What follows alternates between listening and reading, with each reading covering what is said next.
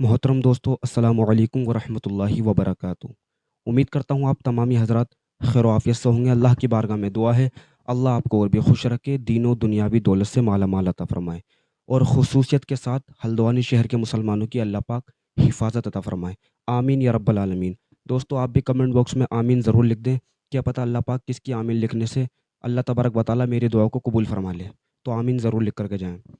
दोस्तों, जैसा कि आप सबको मालूम है, मैं रोज़ आपकी खिदमत में एक से एक वीडियो लेकर के हाज़िर होता हूँ। आज एक बार फिर हाज़िर हुआ हूँ मैं न्यू अपडेट, एक न्यू वीडियो लेकर के। दोस्तों, हमारे प्रधानमंत्री अरब मुल्क में जाकर के, इस्लामी मुल्क में जाकर के राम मंदिर का उद्घाटन कर रहे हैं और वहाँ के लोग उनको सहयोग कर रहे हैं। तो इन्हें यह चाहिए कि यहाँ पर जो मस्जिदें बनी हुई हैं, इन कम से कम इनको तो ना तोड़ें, इनके ऊपर तो बिल्डोज़र ना चलाएँ। तो दोस्तों, इसी के ताल्लुक से मुफ्ती अकरम रज़ा साकी साहब की मैं एक वीडियो लेकर के आया हूँ। तो दोस्तों, वीडियो को स्किप ना करें, वीडियो को छोड़ कर के ना जाएँ। आइए मैं वीडियो को स्टार्ट करता हूँ, वीडियो को ज़रूर देखें आप। नाज़रीन किराम, अस्सलाम वालेकुम वरहमतुल्लाहि वबरकातुहू। वालेकुम अस्सलाम समझ में नहीं वरहमतुल्लाहि आता बात का वबरकातुहू। आगाज कहाँ से किया जाए। आज अबू धाबी में हमारे पीएम साहब पहुंचे और वहां जाकर के मंदिर का उद्घाटन किया है। ये देखने वाले अपने अपने एंगल से देख रहे हैं, सबके अपने अपने नजरियात हैं। हम क्या कहें इस पर, समझ रहे हैं। जिस मुल्क में हम रहते हैं तो हमें यहाँ के ताल्लुक से क्या कहना चाहिए और जहाँ ये काम हो गया हमें उनसे क्या गिला शिकवा करना चाहिए। मैं कोशिश करता हूँ अपनी बात रखने की, आप लोग मेरे साथ बने रहें। मैं इंशाल्लाह चंद मिनट में अपनी गुफ्तगू को ख़त्म कर लूँगा। जो मेरा एक दर्द दिल है उसको सुनते जाएं। मैं ये कहना चाहूँगा, एक तरफ अरब ममालिक से हमारे हिंदुस्तान के जो रिश्ते हैं, राब्ते हैं, बड़े अच्छे बनते जा रहे हैं। अभी सुनने में ये आया कि ये जो मंदिर बनाया गया है अबू धाबी के अंदर, तो उसकी जो लागत है 700 करोड़ रुपए है, समझ रहे हैं। और ये भी बतलाया जा रहा है कि जो राम मंदिर अभी 22 जनवरी को जिसका उद्घाटन हुआ है, तो बिल्कुल सेम उसी की तर्ज पर, उसी स्टाइल में, उसी अंदाज में उसको बनाया भी गया है। काफी उसमें खर्चा आया है। और साथ ही साथ मैं ये कहना चाहूंगा, एक उस नजरिया से जो यहाँ के एक नागरिक होने के नाते मैं ये बात रख रहा हूं आपके सामने, कि एक तरफ हमारे अरब ममालिक से इतने अच्छे ताल्लुकात, और वहां के ताल्लुक से खबर यह है कि वहां के जो प्रिंस थे, जो राजा थे, उन्होंने ये कहा था कि तुम्हारा जहां से दिल करे, जितनी जगह के लिए आप इसके लिए जगह का इंतखाब कर लीजिए, आपके ऊपर है। पूरा कुल्ली इख्तियार दे दिया गया और बन के तैयार भी हो गया। आज उसका उद्घाटन है, आप देख रहे हैं। सब ये नजारा मेरी साथ में आप देखते चलें, जो वहां पर हमारे पीएम साहब पहुंचे हैं। और साथ साथ में पहुंचने के बाद में वहां पर जिस अंदाज में उनका स्वागत हुआ है, किस अंदाज में उनके साथ में वहां के प्रिंस, वहां के जो अमला है, पूरा उनके साथ में रहा और मोदी जी ने उसका उद्घाटन किया।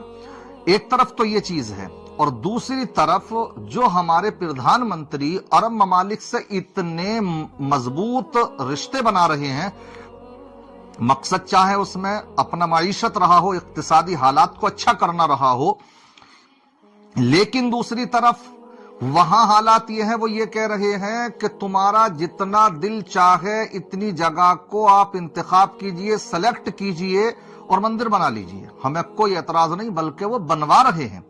और दूसरी तरफ यहां बनी बनाई पुरानी मस्जिदों पर हमारे यहां के हुक्मरान यहां पर उन पर बिल्डोजर चलाने की तैयारियां कर रहे हैं। आखिर ये दो रुखा मामला क्यों? वो जब तुम्हें इतना बड़ा इख्तियार दे रहे हैं तो तुम्हें चाहिए कि यहां पर जो मुसलमान हैं उनकी मुकद्दस जगहों को तो कम से कम आप मिसमार ना करें। अभी आपने देखा जो राम मंदिर बना है, तो पहले बाबरी मस्जिद थी, सुप्रीम कोर्ट का फैसला था, सिर्फ आस्था की बुनियाद पर, सबूत कोई नहीं है, और उनको दे दिया गया। मुसलमान क्यों नहीं बोला? इसी तरीके से ज्ञानवापी मस्जिद पर मामला चल रहा है, समझे, सुप्रीम कोर्ट में चल रहा है मामला, उन्हीं से कहलवाया जाता है, वही उनके लोग हैं। इधर रिटायर होता है और इधर राज्यसभा में भेज दिया जाता है, ये भी अलग पॉलिसी है। बड़ा अजीब व गरीब मामला है यहाँ का, समझ रहे हैं। تو یہاں یہ ہے کہ بنی بنائی مسجدوں کو، مقدس عمارتوں کو، مقدس جگہوں کو، ہمارے دھرم استھلوں کو مسمار کرنے کی ناپاک کوششیں کی جا رہی ہیں۔ آخر کیوں؟ آپ کے ساتھ ان کے معاملات تو نہیں ہیں ایسے؟ آپ کو تو یہ چاہیے کہ آپ یہاں پر بھی مسلمانوں کی جو مقدس جگہیں ہیں ان کی حفاظت کریں۔ یہ رہا ایک میرا معاملہ اس پر کہنے کا۔ دوسری بات جو ہم ان سے کہہ سکتے ہیں شرعی روح سے، ان سے قیامت کی نشانیوں میں سے ایک نشانی ہے یہ جو ہو رہا ہے، سمجھ رہے ہیں؟ کیونکہ وہ مسلمان ہیں، وہاں پر تو کوئی ایسی چیز کی ضرورت نہیں تھی نا، مگر وہی آقا نے جو ایک موقع پر ارشاد فرمایا تھا کہ مجھے ڈر اس بات سے ہے کہ میری امتی دنیا ان کے اوپر غالب ہو جائے گی، سمجھ رہے ہیں؟ تو اب وہ ان کے معاملات ہیں، سمجھ رہے ہیں؟ اس پیسے کو کمانے کے اس میں وہ کچھ نہیں دیکھ رہے ہیں، بس ان کا معاملہ یہ ہے کہ وہ کہا نا کسی نے کہ رحمان سے بھی ناتا نہیں توڑا جا رہا اور شیطان سے بھی ناتا نہیں توڑا جا رہا ہے۔ میں اب ان سے کہوں گا، ان سے میرا جو گلہ شکوہ رہے گا وہ یہ کہ سجدہ خالق کو بھی ابلیس سے یارانہ بھی، سجدہ خالق کو بھی ابلیس سے یارانہ بھی، بتا حشر میں کس سے عقیدت کا صلہ مانگے گا، بتا حشر میں عقیدت کا کس سے صلہ مانگے گا۔ یہ معاملہ ان کا چل رہا ہے۔ اب حالات یہی بن چکے ہیں۔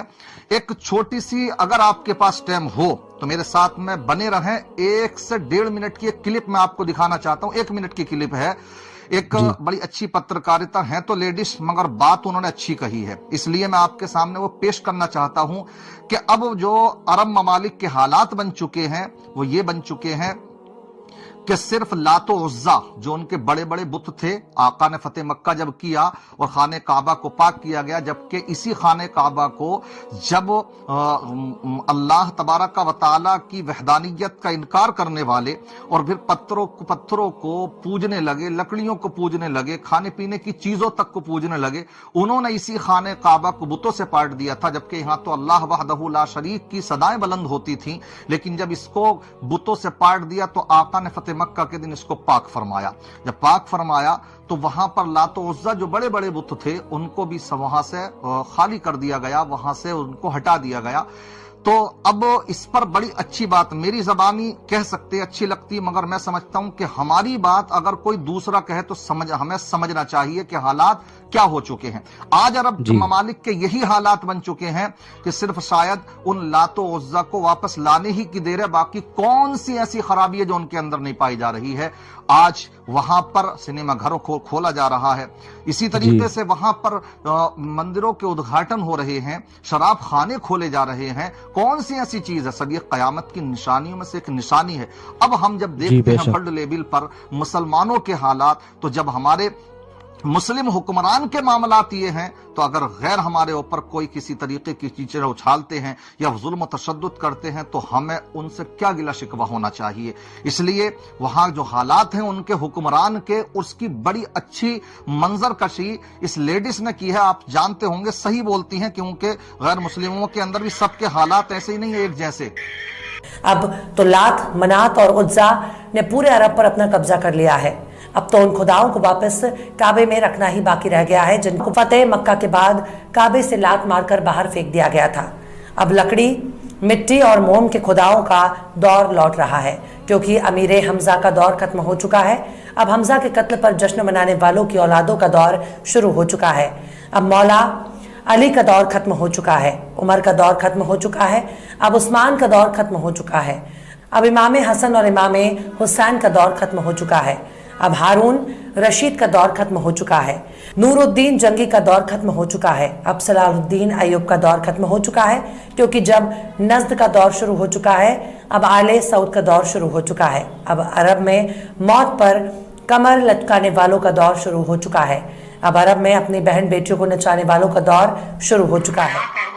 دیکھ لیا آپ نے جو انہوں نے بات کہی، واقعی ایک جملہ ان کا بڑا نپا تلا ہے، اور ہمیں اس سے سبق حاصل کرنا چاہیے۔ یہ غیر مشرقہ لیڈیز ہیں، سمجھ رہے، مشرقہ لیڈیز ہیں یہ، تو یہ ہمارے مذہب کے تعلق سے کتنی نالج رکھتی ہیں. نور جی الدین اور ہارون رشید ہمارے مسلمانوں کو نام یاد نہیں ہوں گے ان کے، مگر دیکھیے انہوں نے کس انداز میں منظر کشی کی. آج یہی حالات بن رہے ہیں. اس لیے مسلمان چاروں طرف سے یوں ہی نہیں مارا جا رہا ہے، اس کا کوئی ایک سبب، ایک کارن، ایک ریزن نہیں ہے، بہت سی وجوہات ہیں. کس کس کو روئیے، کس کس کو سوئیے، کس کس کو دیکھیے، بڑے برے حالات بن چکے ہیں. اللہ رحم فرمائے، کرم فرمائے. السلام علیکم ورحمۃ اللہ.